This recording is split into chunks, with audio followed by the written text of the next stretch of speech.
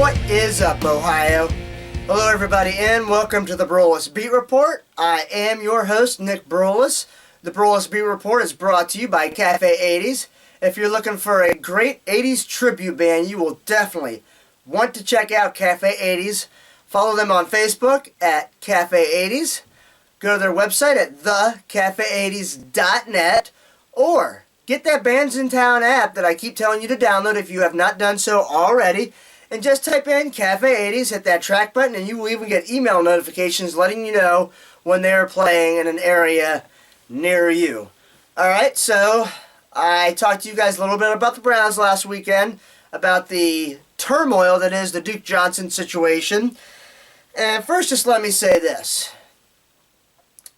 I do appreciate, I still love Duke Johnson. He's a great player. I think that he has an opportunity. A great opportunity to showcase what he can do.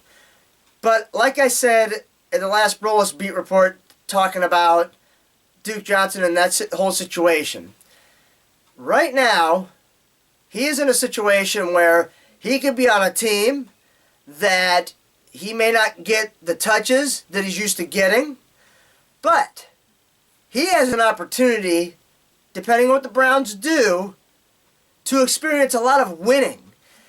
And he's not experienced a lot of that since being drafted by the Browns. Now, I also said this.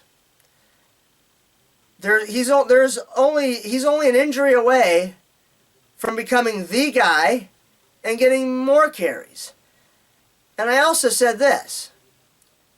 There's no guarantees that if Kareem Hunt stays clean and he performs very well when he comes back from the suspension list, that the Browns are going to be able to bring him back next year.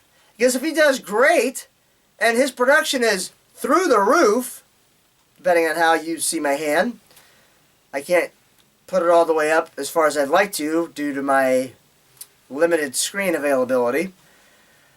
The point is, what if he does so good? Running backs get paid big bucks these days. So, I think he should just play it cool, and, I think he should just do his job. Come in and play hard.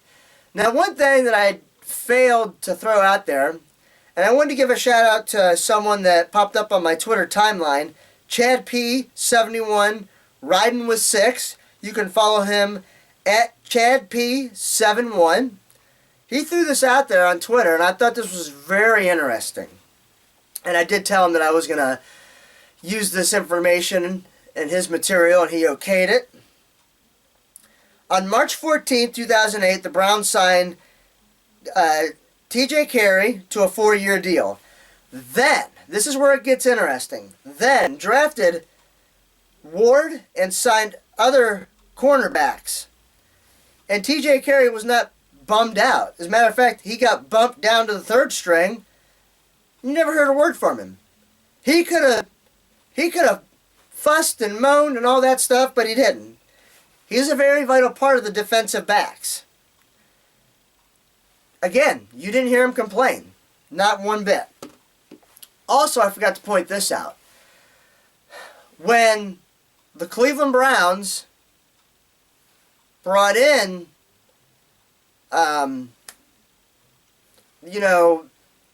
all these other defensive backs, there's a lot of guys that could have complained, but they didn't.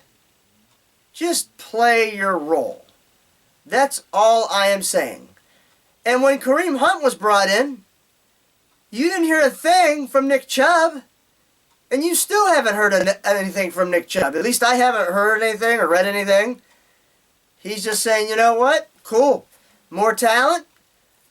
A, that's awesome. That means we're going to be able to win, hopefully, a little more.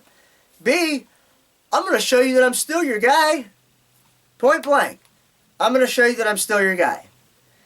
So, I just think that Duke Johnson needs to calm down, come in, do his job, and be great.